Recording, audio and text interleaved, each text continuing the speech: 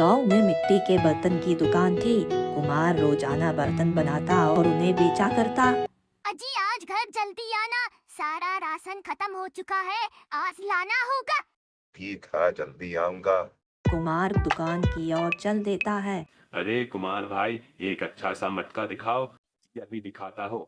नहीं नहीं, इसमें मजा नहीं आया, रहने दो, मैं कहीं और देखता हूँ। शाम होने वाली है, आज घर जल्दी जाना है। कुमार घर की ओर चल देता है। दोनों ने बाजार में ढेर सारा सामान खरीदा और घर की ओर चलने लगे। उइया चप्पल टूट गई। चिंता मत करो, मैं तुम्हें नई दिलवा देता हूँ। इस महीने खर्चा बहुत हो गया है, चलो हम इसे सिलवा लेंगे। जरा सुनो, आजकल तुम इतने परेशान क्यों लग रही हो? मैं क्या बताऊँ, मेरा मटकों का काम आजकल कुछ ठीक नहीं चल रहा। चिंता मत करिए, सब कुछ ठीक हो जाएगा। अरे भैया कुछ खाने को दे दो। 10 रुपए का पत्ता है, पैसे है तो दो, नहीं तो जाओ यहाँ से।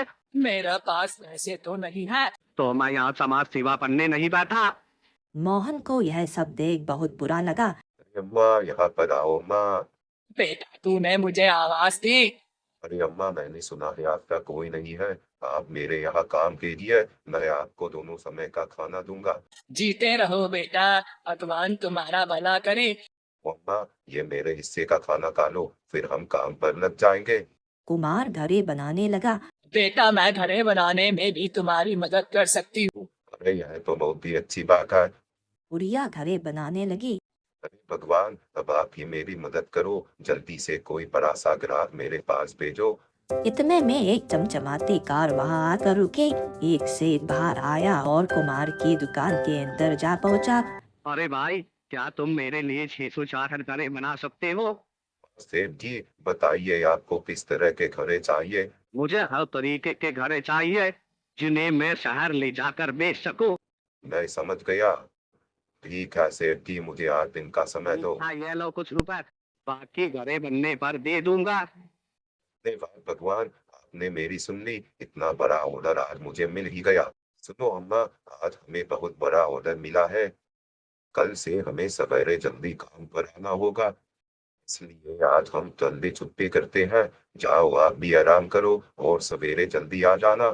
ठीक है बेटा, मैं आ जाऊंगी। अजी लगता है भगवान ने आपकी सुन ली। हाँ, तुम ठीक कहती हो। इतना बड़ा ऑर्डर मिला है, मगर मुझे थोड़े से ही रुपए मिलेंगे। कुछ सोचना होगा जिससे यह सारे रुपए मुझे मिल जाएं। मोहन बेटा, सेठ को आने में अभी समय लगेगा। जब तक तुम खाना खा लो, सेठ आएगा तो मैं तुम्हें बुला लूंगी। ठीक है अम्मा। मोहन खाना खाने चला जाता है। खाना खाने के बाद मोहन का पेट खराब हो जाता है। पता नहीं अम्मा, मुझे क्या हो रहा है, लगता है मेरी तबीयत खराब हो रही है। हाँ बेटा, जाओ तुम घर पर जाकर आराम करो, सेठ जब आएगा तो मैं तुम्हें बुला लूंगी। मोहन घर चला जाता है। सेठ आ जाता है और बुढ़िया को सारे पैसे देकर घरे ले जाता है। अरे माँ, इतने सारे रुपए, लेकिन मैं उसे क्या जवाब दूंगी? शाम होते ही कुमार दुकान पर आ पहुंचा। उसने देखा कि अम्मा उदास बैठी है। क्या हुआ अम्मा, ऐसे क्यों बैठे हो, और सभी घरे कहाँ है?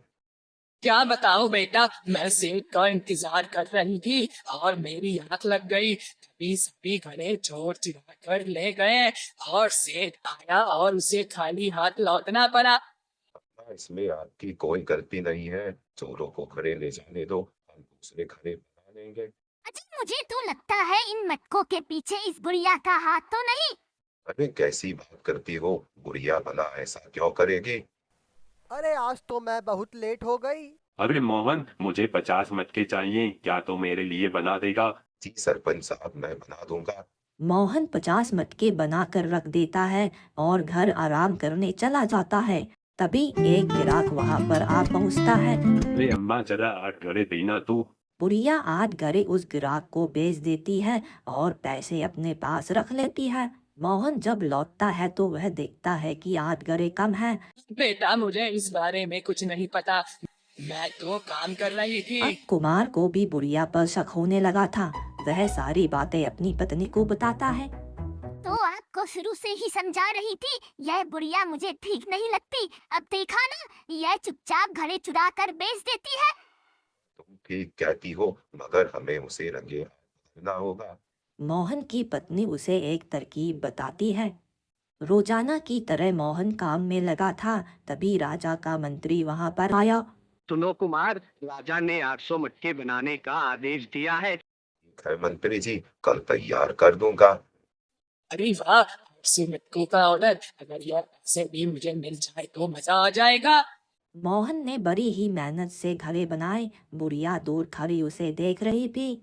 अरे अम्मा, लगता है मेरा पेट दोबारा खराब हो गया, मुझे जाना पड़ेगा। और कुमार ऐसा बोल वहां से घर की ओर चल पड़ा।